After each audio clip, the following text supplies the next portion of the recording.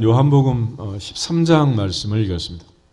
요한복음은 특별히 13장, 14장, 15장, 16장 예수님께서 마지막 밤 만찬을 드시면서 제자들과 마지막 다락방에서 주신 말씀들을 기록하고 있습니다. 그 중에 특별히 이제 13장은 우리가 이제 세족식, 그래서 제자들이 발을 씻기시고 그날 밤에 만찬을 위한 준비를 하시고 만찬석에서 주님께서 가르쳐주신 중요한 두 가지 내용은 너희는 마음에 근심하지 말라. 하나님을 믿으니 또 나를 믿으라. 주님이 떠나가실 것을 말씀하시면서 걱정하지 말라고, 다른 보혜사가 올 것이라고 얘기를 합니다. 내가 떠나가는 것이 너희에게 유익이다. 내가 가면 보혜사가 올 것이고 내가 가지 아니하면 보혜사가 오지 않는다 말씀하셨습니다. 또 하나는 너희가 지금까지 내 이름으로 구하지 아니하였으나 구하라 그러면 받으리니 너희 기쁨이 충만하리라. 그래서 예수님의 이름으로 기도하라고 말씀하셨습니다. 그래서 그날에 이제 가장 중요한 두 가지 아젠다는 보혜사 성령이 오실 것과 예수님의 이름으로 기도하라고, 그리고 응답을 주시고 또 하나님의 은혜를, 평강을 누리고 담대하게 영적적인 승리할 것을 얘기합니다. 또 너희가 세상에서는 환난을 당하나 담대하라. 내가 세상을 이겼다 말씀하시면서 이런 마지막 이제 식사 자리에 주신 말씀들을 기록하고 있는데, 그 전에 예수님께서 지금 이제 13장에서 제일 먼저 하신 일은 제자들의 발을 씻습니다. 베드로가 차례가 됐을 때 절대로 그럴 수 없습니다. 안 됩니다. 어떻게 선생님이 제 발을 씻습니까? 그럴 때 내가 너를 씻지 않으면 너는 나와 아무 관계가 없다. 아무 상관이 없다. 그럴 때 그럼 목욕도 시켜주세요. 그러니까 한번 씻은 자는 목욕할 필요가 없다라고 말씀하시면서 주님께서 베드로의 발을 씻긴, 그리고 만찬을 준비하는 내용이 나옵니다. 근데 그 중에 오늘 13장 1절을 보시면은 1절 같이 한번 읽겠습니다. 1절. 유월절 전에 예수께서 자기가 세상을 떠나 아버지께로 돌아가실 때가 이른 줄 아시고 세상에 있는 자기 사람들을 사랑하시되 끝까지 사랑하시니라. 아멘. 주님은 자기 사람들을 끝까지 사랑했다. 그런데 끝까지 사랑한 그 제자, 만천석에 참여한 제자 중에 3번씩이나 부인한 베드로도 앉아있고 은 30의 주님을 팔아먹을 가룟유다도 앉아있고, 그럼에도 불구하고 주님은 끝까지 사랑하시니라. 끝까지 사랑하시니라. 마태복음 28장 마지막 20절의 마지막 약속은 볼지어다 내가 언제까지 함께한다? 세상 끝날까지. 세상 끝날까지. 그것이 하나님의 사랑이고 주님의 사랑이라는 것을 알 수 있습니다. 바로 주님은 그 사랑으로 제자들을 지금 앉혀놓고 마지막 지금 준비를 하는데, 2절을 보면 기가 막힌 일이 있어요. 2절 보겠습니다. 13장 2절. 마귀가 벌써 시몬의 아들 가룟 유다의 마음에 예수 팔려는 생각을 넣었더라. 예수님과 제자들이 식사하는데 초대하지 않은 손님 누가 와 있어요? 이 마귀가 와 있어요. 마귀. 이 녀석은 왜 이런지 몰라. 마태복음 4장을 보겠습니다. 마태복음 4장을 보면 예수님과 마귀가 또 동시에 나오는데, 예수님께서 세례요한의 세례를 받으시고 광야에 가서 기도하기 위해서 주님께서 준비를 하십니다. 그런데 마태복음 4장 1절, 2절 우리 2절 보겠습니다. 그때 예수께서 성령에게 이끌려 마귀에게 시험을 받으러 광야로 가사 40일을 밤낮으로 금식하신 후에 줄이신지라. 아멘. 예수님은 성령에게 이끌리고 있는데 또 마귀가 따라 붙었습니다. 뭐 하러 왔다고? 시험하려고, 유혹하려고, 미혹하려고. 하나님께서 천지를 창조하시고 에덴 동산을 만드셨습니다. 그런데 그 에덴 동산에 하나님이 계시고 아담과 하와가 있는데 어떤 녀석이 또 들어와서 널름널름 뱀이다. 이게 뱀이 들어요. 뱀. 죄가 더한 것에 은혜가 더한다고. 항상 우리 신앙생활은 영적 전쟁이다. 잘 기억하셔야 돼요. 두세 사람이 모여도 또 어떤 녀석이 와 있어? 사탄이 와 있고. 찬양하는 자리에도 누가 와 있어요? 사탄이 와 있는 거야. 기도하는 자리에도 누가 와 있어요? 사탄이 와 있어요. 항상 이걸 잘 분별하셔야 돼요. 예수님과 제자들이 있는데 어떤 녀석이 와 있다고? 마귀가 와 있다는 거예요. 마귀가. 가인과 아벨이 제사를 드리는데 그 가인의 마음속에 사탄이 분노를 일으키고 결국 동생을 죽이게 합니다. 우리가 이 모든 어려운 상황 속에서 예수님께서 그날 밤에 한마디로 제일 중요한 교훈을 주셨는데 그게 바로 새 계명이라는 것입니다. 어떻게 해야 되느냐? 오늘 본문 34절 35절 다시 한번 읽겠습니다. 34절 새 계명을 너희에게 주노니 서로 사랑하라. 내가 너희를 사랑한 것 같이 너희도 서로 사랑하라. 너희가 서로 사랑하면 이로써 모든 사람이 너희가 내 제자인 줄 알리라. 아멘. 기독교는 흔히 사랑의 종교라고 합니다. 여기서 말하는 사랑은 아가페라는 단어를 씁니다. 하나님께서 우리를 향하신 가장 중요한 은혜는 사랑이라는 사랑. 요한복음 3장 16절 하나님이 세상을 이처럼 사랑하사 독생자를 주셨다. 이는 누구든지 저를 믿는 자마다 멸망하지 않고 영생을 얻게 하려 하십니다. 그래서 예수님께서는 한 율법사가 어떤 계명이 큽니까? 그럴 때 하나님 사랑, 이웃 사랑이라고 말씀했습니다. 그걸 우리가 흔히 지상 계명이라고 합니다. 또 주님 마지막에 너희는 가서 모든 족속으로 제자를 삼아 아버지와 아들과 성령의 이름으로 세례를 주고 내가 너희에게 분부한 모든 것을 가르쳐 지키게 하라. 대위임, 지상 명령을 주셨습니다. 예수님께서 만찬석에서 하나님 사랑, 이웃 사랑을 합쳐가지고 이제 하나로 얘기하는 거예요. 그게 바로 서로 사랑, 새 계명, 서로 사랑이라고 말합니다. 우리가 이 사랑이란 걸 얘기할 때 그 사랑은 어디서 오는 거냐? 하나님의 성품이라는 게 있어요. 하나님의 두 가지 중요한 성품이 있는데 하나는 공의라는 것이고 하나는 건너편에 사랑이라는 게 있어요. 그래서 이 공의와 사랑이 같이 등장하는 자리가 바로 십자가라는 거예요. 십자가. 이제 부활주일 나오고 우리 또 40일 기도회를 하기로 지금 계획하고 있는데 십자가를 향해서 부활주일을 향해서 점점 우리가 기도하면서 다시 깨달을 것은 이 두 가지입니다. 첫째는 공의의 하나님, 두 번째는 사랑의 하나님. 공의라는 것은 죄는 절대로 용납할 수 없다. 이게 공의의 하나님이고 사랑의 하나님은 죽어마땅한 죄인, 그 죄인이 죽는 것도 나는 기쁘지 않다. 한 사람 회개하고 돌아오면 천국에서는 회개할 것 없는 의인 99을 인하여 기뻐하는 것보다 더 기쁘다. 그래서 십자가는 죄 없는 예수님을 죽인 사건이고 죄 많은 우리를 살리신 사건입니다. 죄 없는 주님을 버리시고 엘리 엘리 라마 사박다니 나의 하나님 어찌하여 나를 버리십니까? 포기하십니까? 그게 바로 공의라면 억만 죄악에서 죽어마땅한 우리를 살리신 것은 하나님의 사랑이니라. 할렐루야. 바로 이 공의와 사랑, 그 성품 속에서 바로 사랑이 나오는 거예요. 사랑. 우리 흔히 구약성경에 하나님의 공의와 사랑을 얘기할 때 대표적으로 이제 공의의 선지자, 사랑의 선지자 이런 닉네임을 붙이는 사람들이 있어요. 그 중에 공의의 선지자를 아모스라고 하고 사랑의 선지자를 호세아라고 합니다. 우리 아모스 5장을 한번 먼저 찾아보겠습니다. 아모스 5장을 보시면 호세아, 요엘, 아모스, 오바다, 요나, 미가, 나움, 하박국, 스바냐, 학계, 스가랴, 말라기. 아모스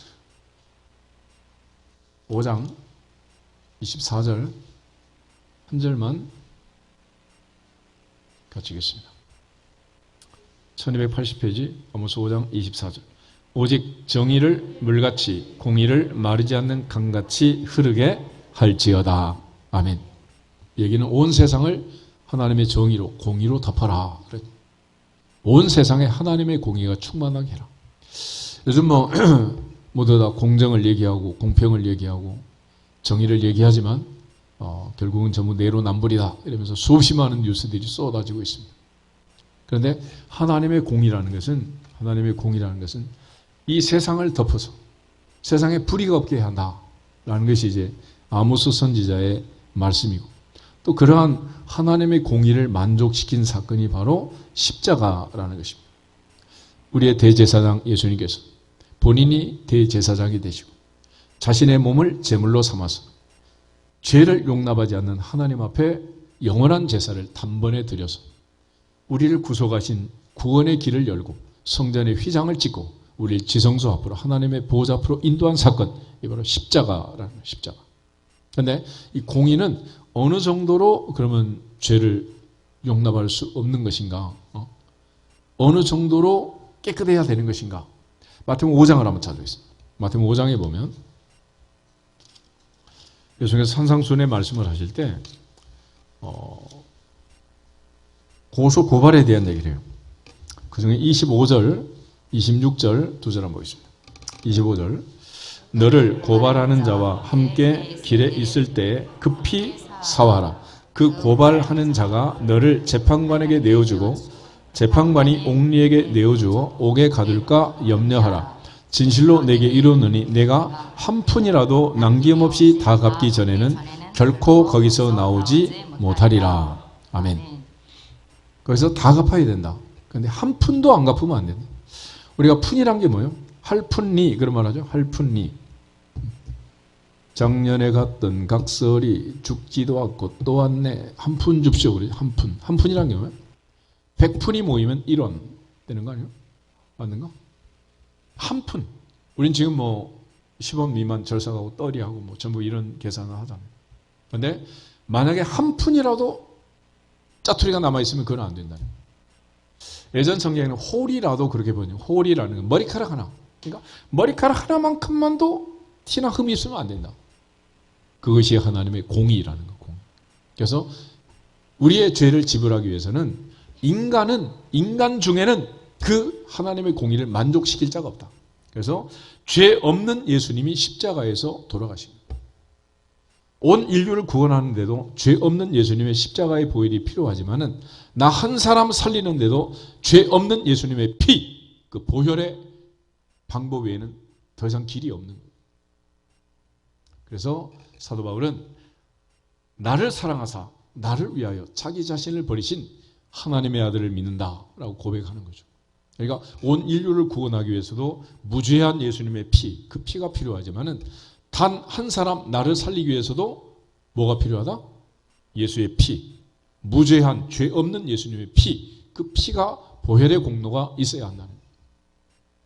예를 들어서 70, 80억이 이 지구촌에 살고 있는데 80억이 사는데도 해와 달과 별과 우주 만물, 온 천하 만물이 다 필요하지만은 에덴 동산에 아담과 하와 둘만 살아도 인류가 다 죽고 무인도에 나 혼자 산다고 해도 5대양 6대주 다 있어야 돼요? 땅 100평만 있으면 돼요? 다 있어야지. 이 하나님의 공의라는 공의.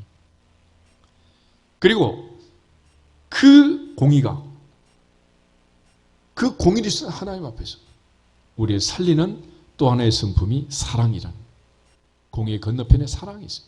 그런데 호세아 선지자를 통해서 하나님 하신 말씀을 보면 호세아 3장을 한번 보겠습니다.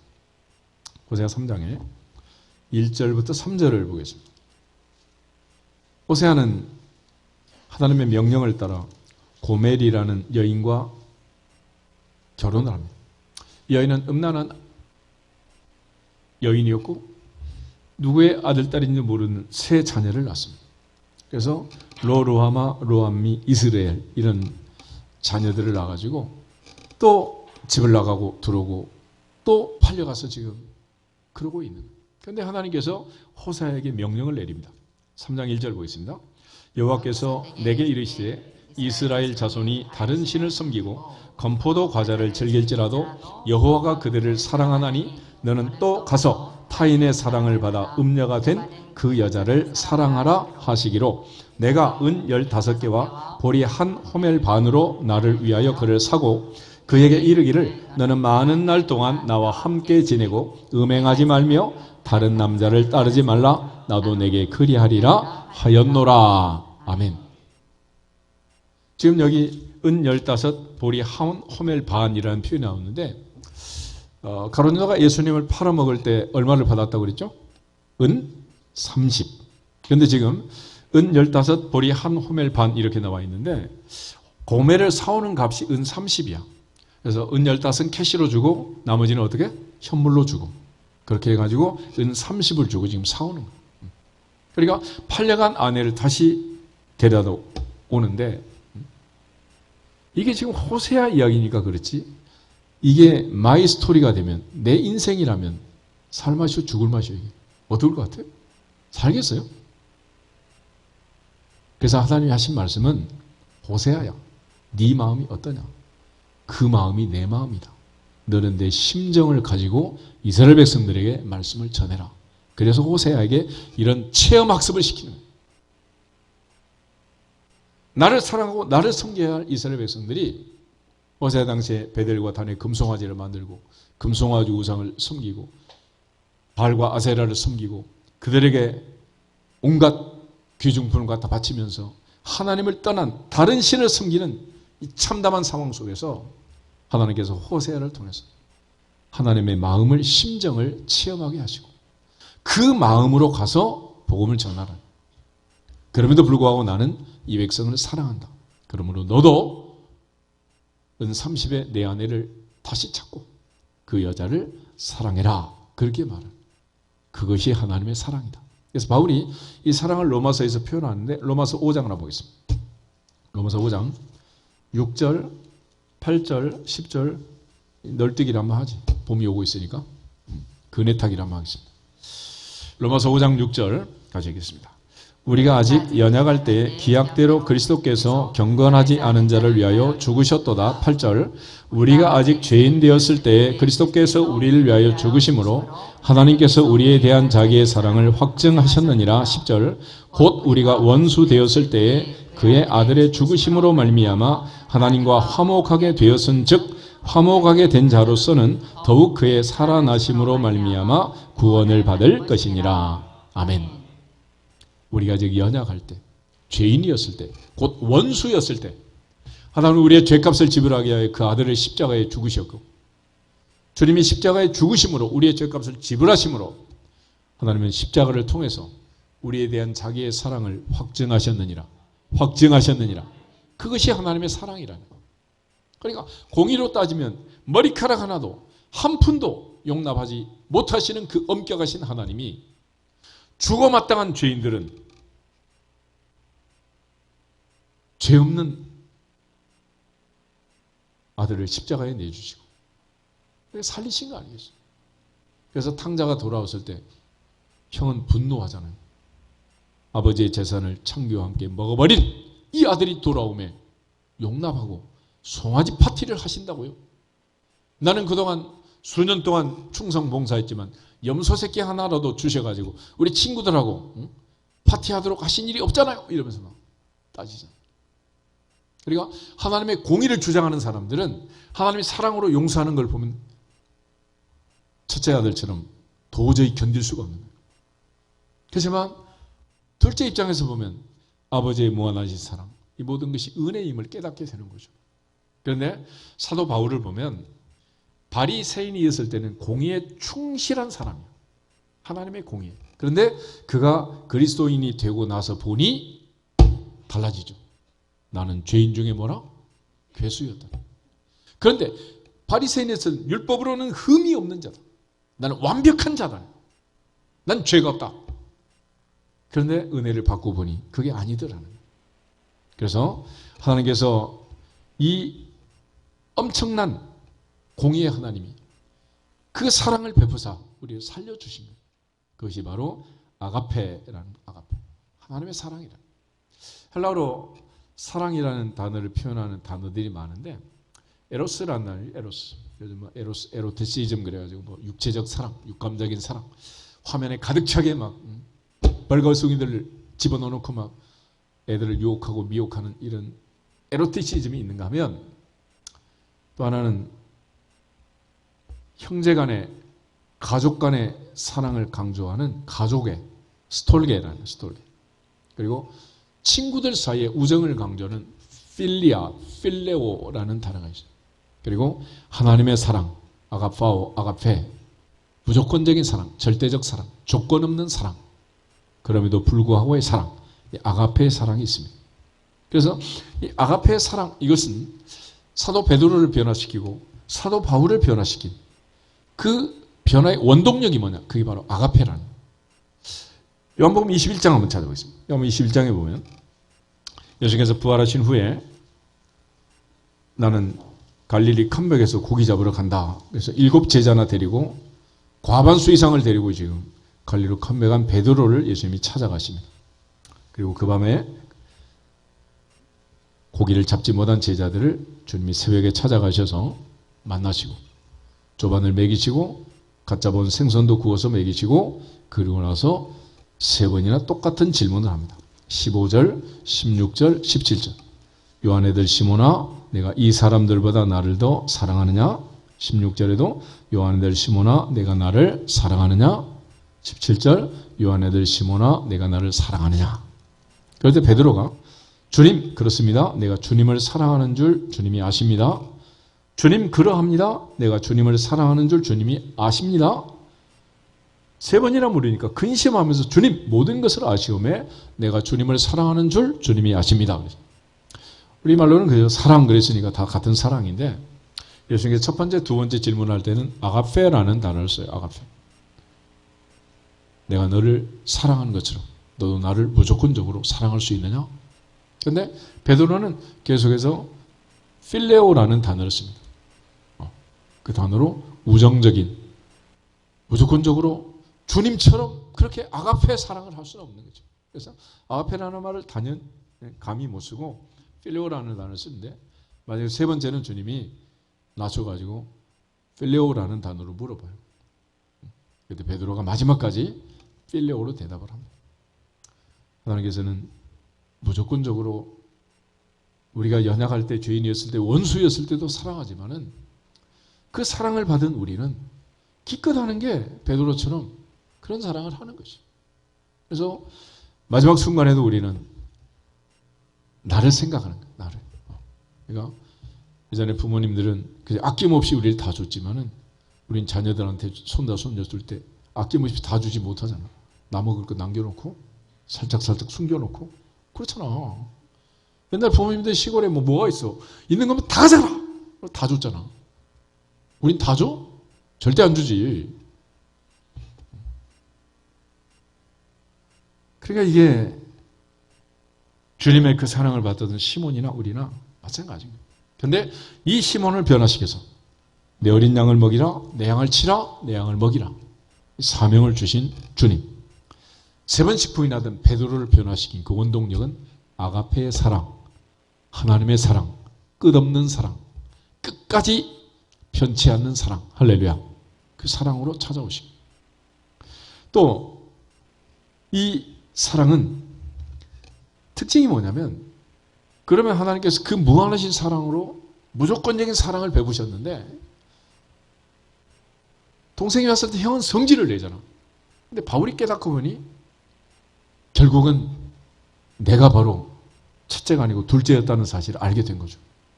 그래서 이 사랑은 그 무조건적인 사랑을 하나님이 적용한 대상은 누구냐? 바로 나라는 거예요. 나였다는 걸 깨닫는 거죠. 갈라디아서 2장 20절에 내가 그리스도와 함께 십자가에 못 박혔나니 그런즉 이제는 내가 사는 것이 아니요 오직 내 안에 그리스도께서 사시는 것이라. 이제 내가 육체 가운데 사는 것은 나를 사랑하사 나를 위하여 자기 자신을 버리신 하나님의 아들을 믿는 믿음 안에서 산다. 그러니까 그 무조건적인 무한한 그 사랑, 죄 없는 주님이 죽으시고 살신 죄인이 누구냐? 바로 나, 바로 너, 바로 우리라는 우리. 이걸 깨닫는 사람은 바울이 되는 거고 아직 깨닫지 못하는 사람은 사울이야.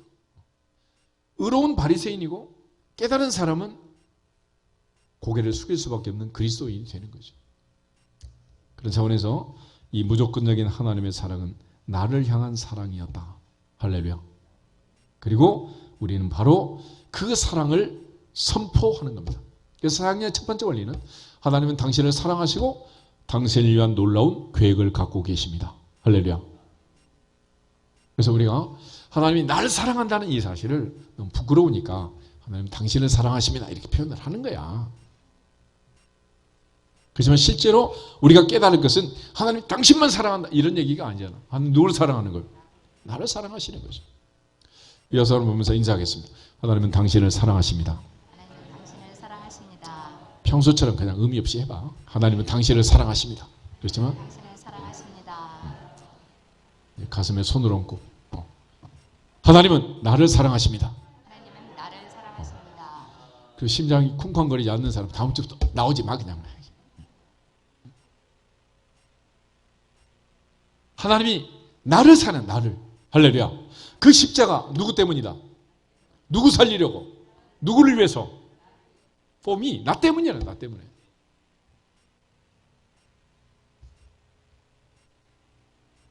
그래서 그 사랑의 힘, 아가페 힘은 역사를 바꾸고 인류를 구원하게 되는 거예요. 호세아 11장을 다시 보겠습니다.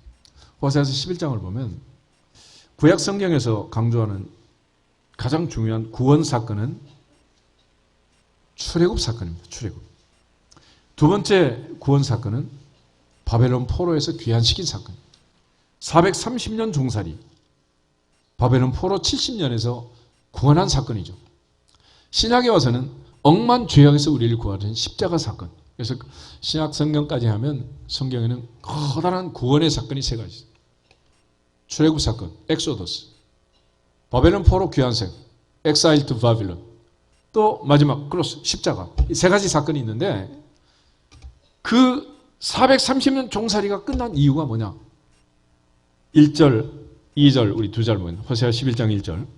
이스라엘이 어렸을 때 내가 사랑하여 내 아들을 애굽에서 불러냈거늘 선지자들이 그를 부를수록 그들은 점점 멀리하고 바알들에게 제사하며 아로 새긴 우상 앞에서 분향하였느니라. 아멘.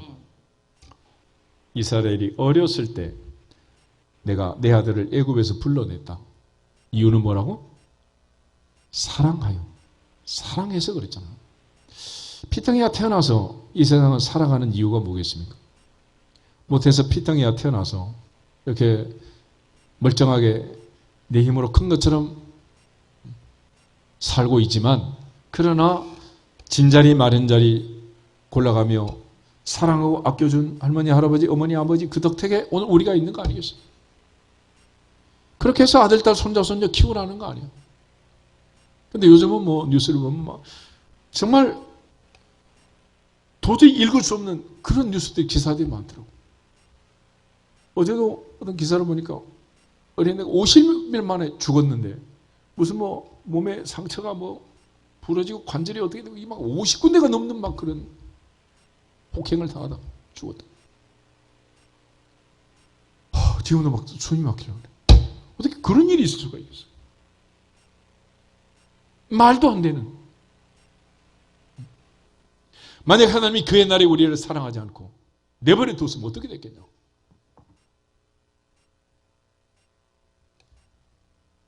그래서 우리를 구원하신 그 하나님의 마음은 어떤 마음이냐? 공의는 잠시 눈 감고 사랑하시는 거예요.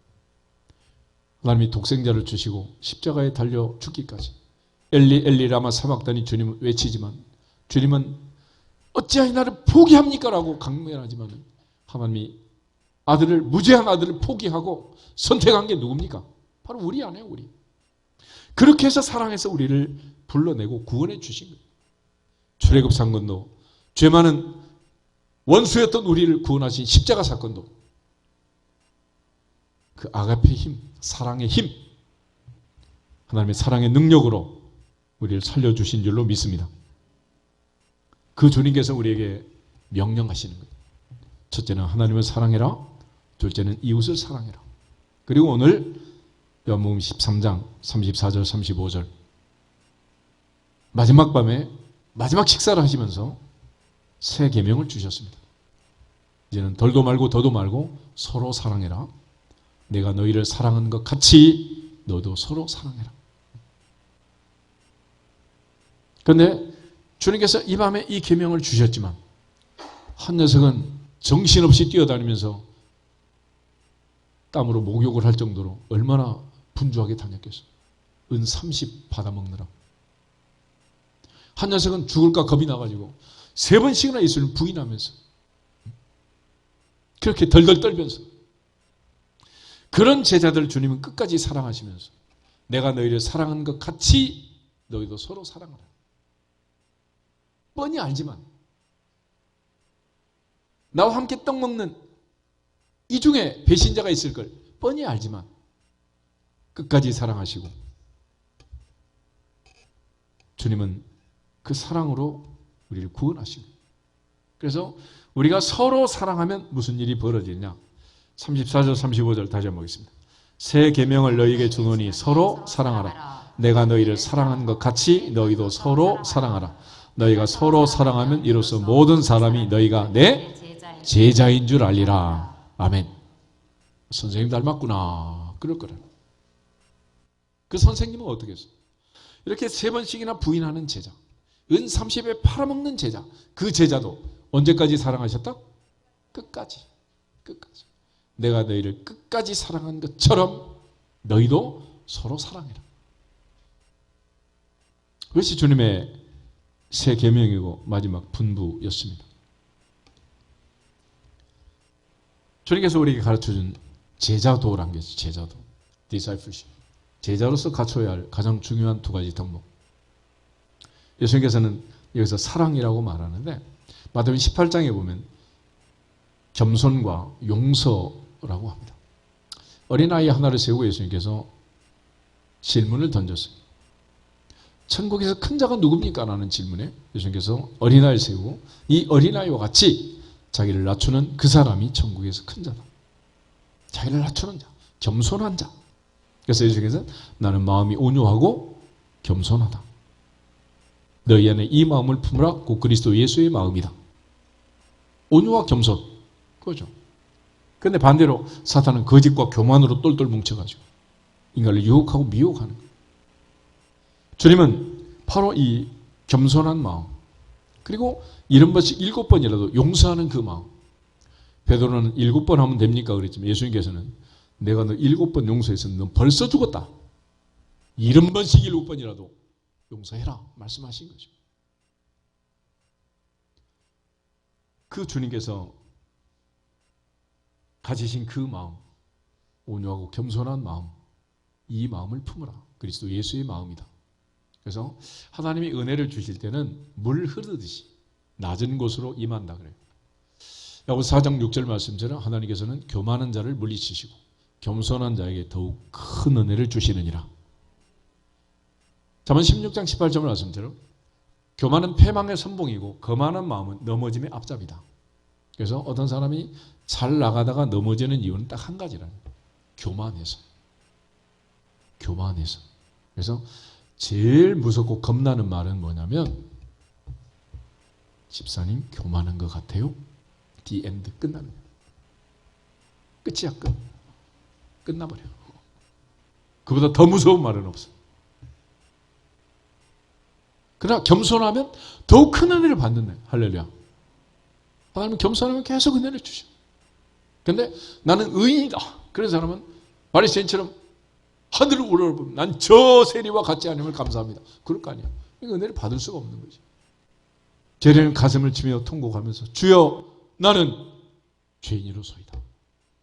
그래서 주님께서 아니다. 네가 의인이다. 네가 더 옳다. 그런 거 아니겠어요.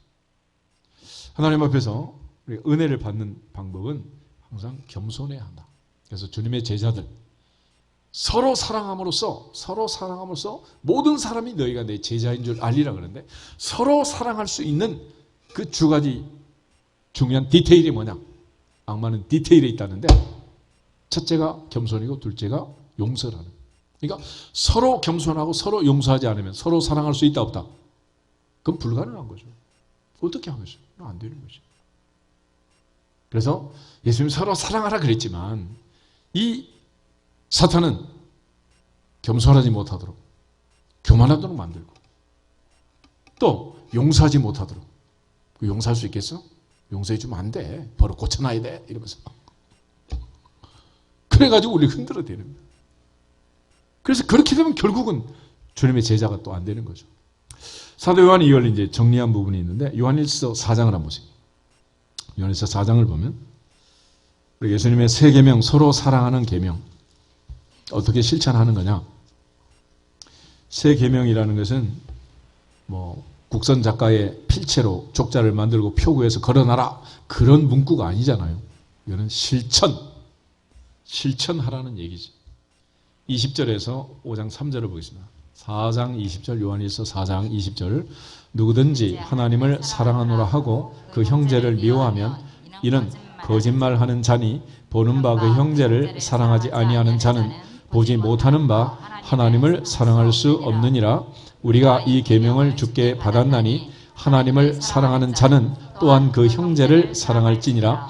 예수께서 그리스도이심을 믿는 자마다 하나님께로부터 난 자니 또한 낳으신 이를 사랑하는 자마다 그에게서 난 자를 사랑하느니라. 우리가 하나님을 사랑하고 그의 계명을 지킬 때에 이로써 우리가 하나님의 자녀를 사랑하는 줄을 아느니라. 하나님을 사랑하는 것은 이것이니 우리가 그의 계명들을 지키는 것이라. 그의 계명들은 무거운 것이 아니로다. 아멘. 서로 사랑하라는 새 계명. 가장 중요한 대상은 형제가 서로 사랑하고 자매가 서로 사랑하는 것이다. 근데 그건 어떻게 하는 일이냐? 5장 1절을 보면 이렇게 되어 있잖아요. 5장 1절.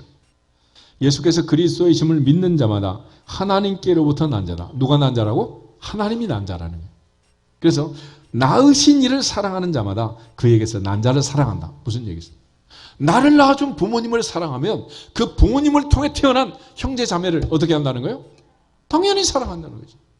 나를 낳아주신 부모님, 그 부모님을 태어난 형, 누나, 동생, 언니, 오빠 사랑에 마땅하지 않겠어요? 그런데 그 형제를 사랑하지 아니하면서 형제를 미워하면서 하나님을 사랑한다면 그건 거짓말이지. 참말이 되겠냐는 거예요. 그래서 애들이 어렸을 때는 형, 누나, 동생 업어주고 손잡고 다니면서 다 사랑하고 살잖아. 왜 그래?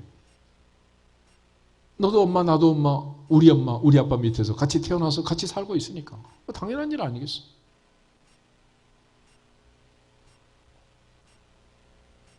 그것이 바로 제자의 삶이고 새 계명을 실천하는 삶이다라는 거예요. 그런 측면에서 하나님 앞에서는 거짓말이 너무도 빨리 들통날 수밖에 없다는 거예요. 간단하잖아요. 그러니까 가장 확실한 제자의 삶은 뭐냐? 서로 사랑하는 거다. 그 서로 사랑을 위해서는 첫째, 겸손해야 한다. 겸손해야 돼. 또 하나는 이런 것이 7번이라 용서하라는 말씀처럼 덮어줘야 한다. 덮어줘. 그래서 사랑은 허다한 죄를 덮느니라. 그런 거죠. 그런 측면에서 이제 사랑의 특징 중에 하나는 4장 18절을 보겠습니다. 요한에서 4장 18절에 같이 읽겠습니다. 사랑 안에 두려움이 없고 온전한 사랑이 두려움을 내쫓나니 두려움에는 형벌이 있음이라. 두려워하는 자는 사랑 안에서 온전히 이루지 못하였느니라. 아멘. 그러니까 사랑의 특징은 뭐가 없다는 거예요? 두려움이 없다. 그래서 개옛날부터 갑돌이, 갑순이 눈 맞으면 야밤도주하잖아. 겁이 없어가지고 두려운 게 없는 거지 뭐. 로미오와 줄리엣 그 원수 집안에서도 어떻게? 겁내지 않고 둘이 사랑하는 거 아니야? 죽도록 뭐. 사랑의 특징은 뭐가 없다고? 두려움이 없는 거야. 두려움이 없어. 그래서 몸은 죽여도 영혼을 죽이지 못하는 자들 두려워하지 말고 몸과 영혼을 능히 지옥에 멸하시는 하나님만 두려워해라. 하나님을 경외하라. 그것이 지혜니라. 그것이 구약의 지혜라. 사람을 두려워하지 않는 거죠. 그런데 이 사랑엔 두려움이 없는데 두려움의 반대는 또 믿음이야. 그래서 두려워하지 말고 믿기만 해라. 그래서 하나님을 진짜로 믿고 하나님의 사랑을 확신한다면 내 안에 뭐가 없다? 두려움이 없다. 그런 측면에서 이사야 41장 10절에 가면 두려워하지 말라. 내가 너와 함께함이니라. 놀라지 말라. 나는 내 하나님이 됨이니라. 내가 너를 굳세게 하리라. 참으로 너를 도와주리라.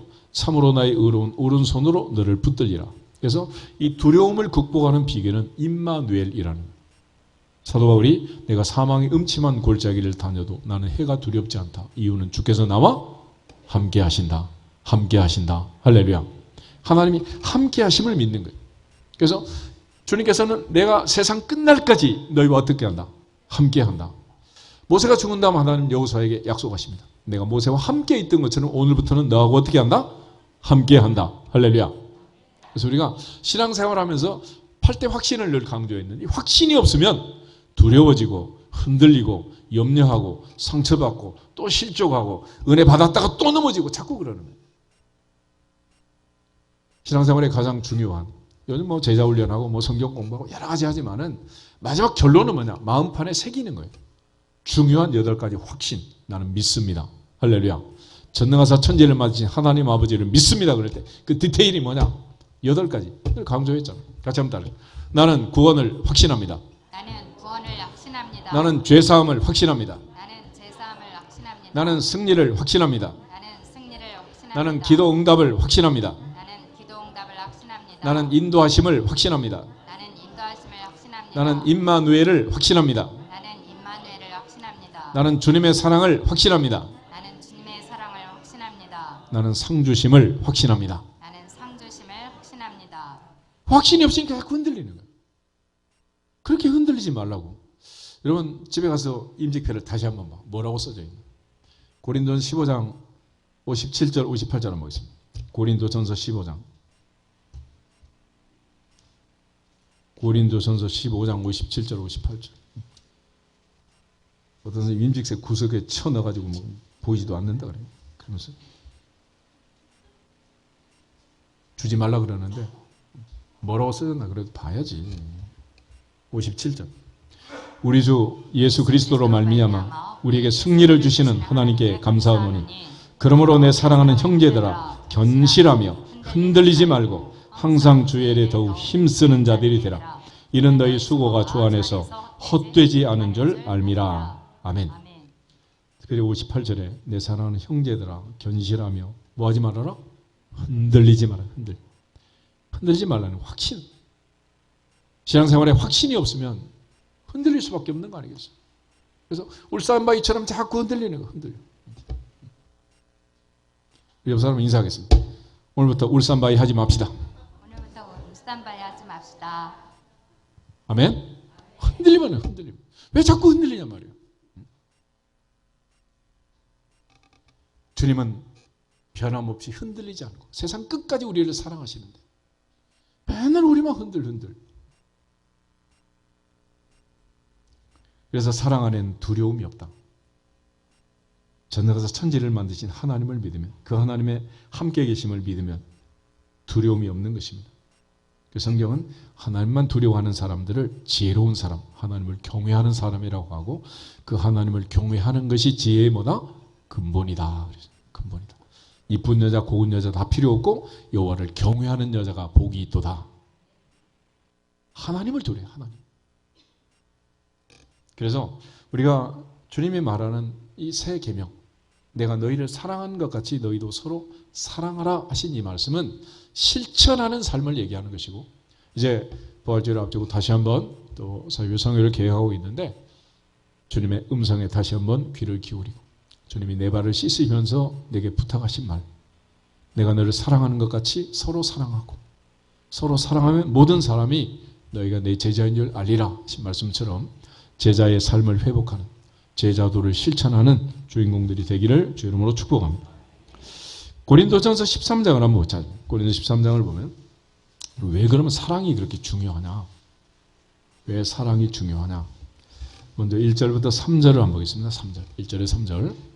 내가 사람의 방언과 천사의 말을 할지라도 사랑이 없으면 소리나는 구리와 울리는 꽹과리가 되고, 내가 예언하는 능력이 있어 모든 비밀과 모든 지식을 알고 또 산을 옮길 만한 모든 믿음이 있을지라도 사랑이 없으면 내가 아무것도 아니요 내가 내게 있는 모든 것으로 구제하고 또 내 몸을 불사르게 내줄지라도 사랑이 없으면 내게 아무 유익이 없느니라. 아멘. 그 사랑이 빠지면 인생은 무의미하다. 충성도 봉사도 무의미하다. 불사를 정도로 내 몸을 내주고 구제해도 다 무의미하다. 다 무의미하다. 그래서 예배하는 자는 마음을 다해서 찬양하고 목숨을 다해서 기도하고 뜻을 다해서 말씀을 듣고 힘을 다해 봉헌함으로써 하나님 사랑합니다 라는 표현을 하는 거예요. 그리고 하나님의 사랑을 받는 예배자로 서는 거죠. 그러니까 우리가 사랑 없는 찬양, 사랑 없는 기도, 사랑 없는 말씀, 사랑 없는 봉헌, 다 소리는 구리 울리는 꽹과리는, 그 무슨 의미가 있겠냐? 아무 의미가 없다는 거예요. 그래서 13장을 시작하기 전에 12장 31절에 이런 표현이 나옵니다. 너희는 더욱 큰 은사를 사모하라. 내가 또한 가장 좋은 길을 너희에게 보이리라.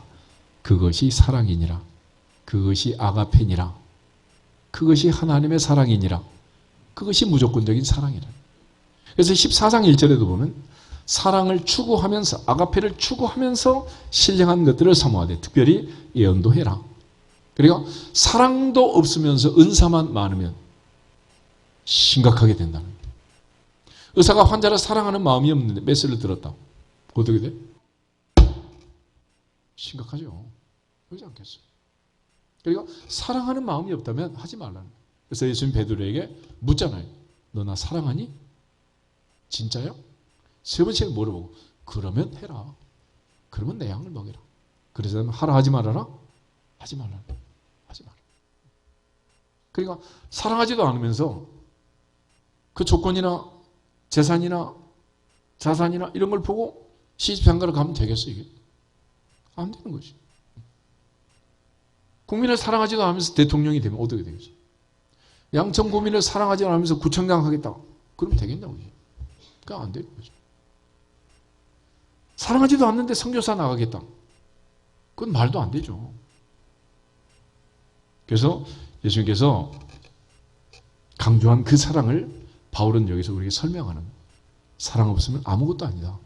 그리고 사랑의 중요한 특징을 여러 가지로 열거하는데 그 중에 대표적으로 4절을 보면 사랑은 오래 참고 그랬습니다. 그리고 7절을 보면 모든 것을 참으며 모든 것을 믿으며 모든 것을 바라며 모든 것을 견디느니라. 그래서 사랑의 특징 중에 가장 중요한 특징으로 오래 참는다. 모든 것을 참는다. 그러니까 우리가 살다가 이제 도저히 못 참겠다. 그럼 뭐가 끝난 거예요? 인내가 한계가 온 게 아니고 사랑이 끝난 거예요. 사랑이 끝난 거예요. 그래서 예수님께서는 끝까지 사랑하셨다. 그래서 예수님은 끝까지 참으신 거예요. 히브리서 12장을 보겠습니다. 히브리서 12장 2절, 3절 두 절을 보겠습니다. 히브리서 12장 2절, 3절 가지겠습니다.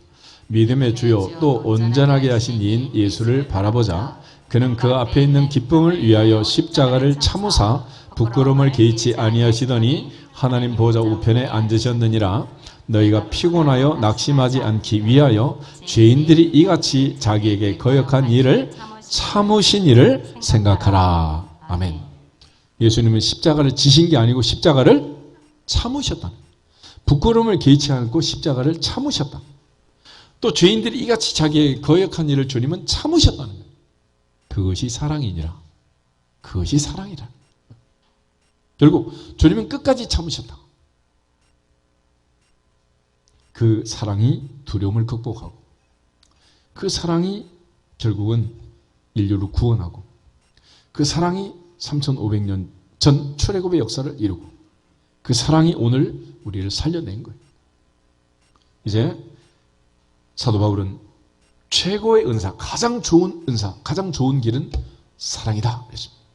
오늘부터 우리가 여러 가지 은사와 달란트, 그것도 중요하지만은 주님 사랑하는 마음으로 피로 값주고 사신 교회를 맡겨주셨으니 교회를 사랑하는 마음으로 하나님을 사랑하고 이웃을 사랑하라는 그 계명을 서로 사랑해라. 눈에 보이는 형제를 사랑해라.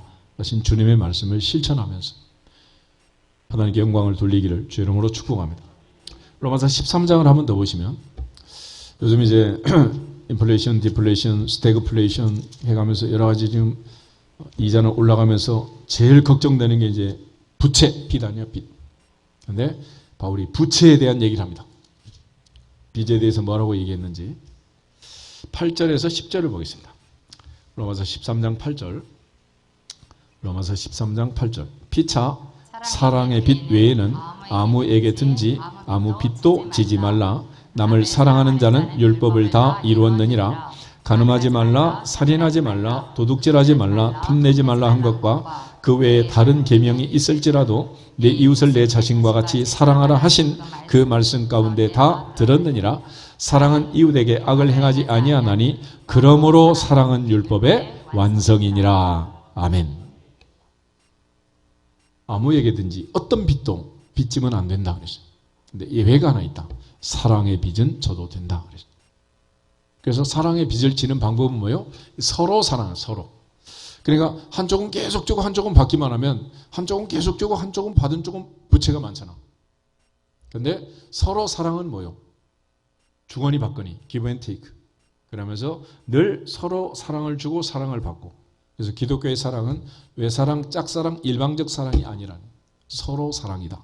그래서 하나님은 나를 사랑하고 나는 하나님을 사랑하고, 하나님은 다윗을 사랑하고 다윗은 하나님을 사랑하고, 주님은 바울을 사랑하고 바울은 그리스도를 사랑하면서 사명을 마칠 때까지 달려갈 길 달려간 그 모든 원동력이 사랑이라는 사랑. 그런 차원에서 이제 사도 바울은 사랑의 빛 외에는 어떤 빛도 안 된다라고 말했습니다.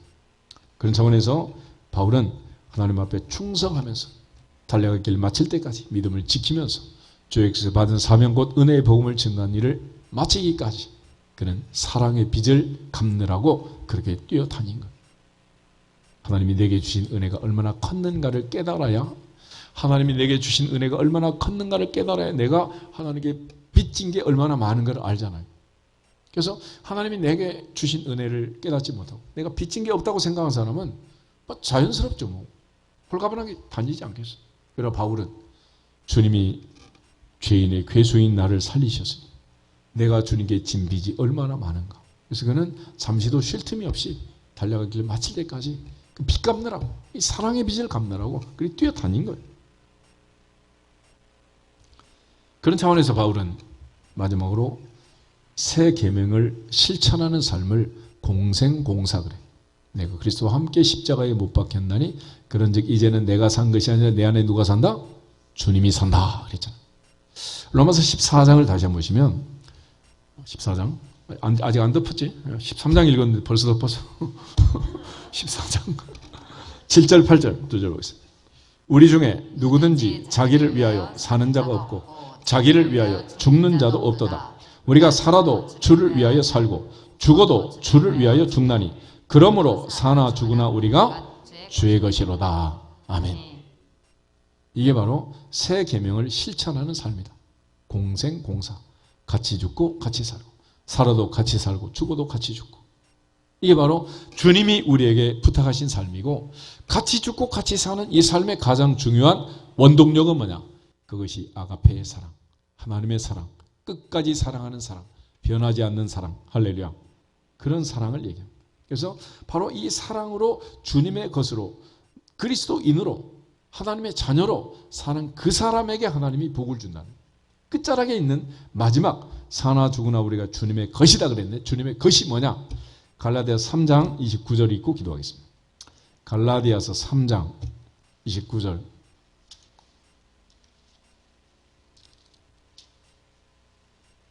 여기 전 재산이 달려있으니까 표시하고 잘 읽어봐. 하늘에서 금덩어리가 떨어지는 거야.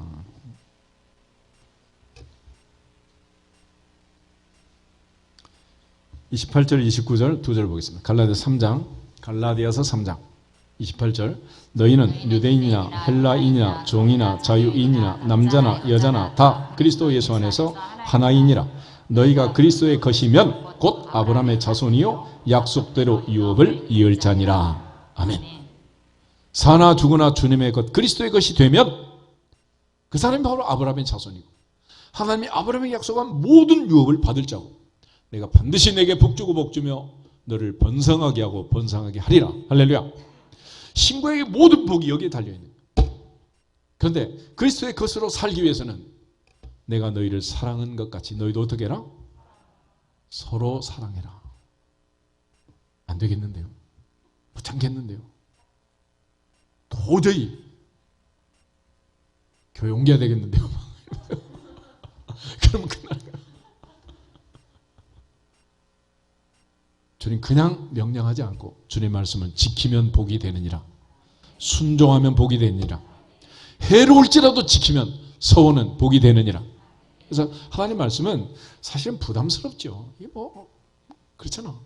그런데 그럼에도 불구하고 내가 연약할 때, 죄인이었을 때, 원수였을 때 나를 사랑하시고 용납하신 주님처럼 주님이 나를 사랑하는 것 같이, 우리를 사랑하는 것 같이 서로 사랑하면 복이 될 줄로 믿습니다. 그 사랑을 회복하는 새봄을 맞이하고 부활절 앞두고 특별히 사실 기도회를 통해서 다시 한번 십자가 속에서 하나님의 공의와 사랑을 깨닫고 서로 사랑하는 주인공들이 되시기를 주 이름으로 축복합니다. 다 같이 주 예수 그리스도의 이름으로 서로 사랑할지어다 선포하고 기도하겠습니다. 주 예수 그리스도의 이름으로 서로 사랑할지어다. 서로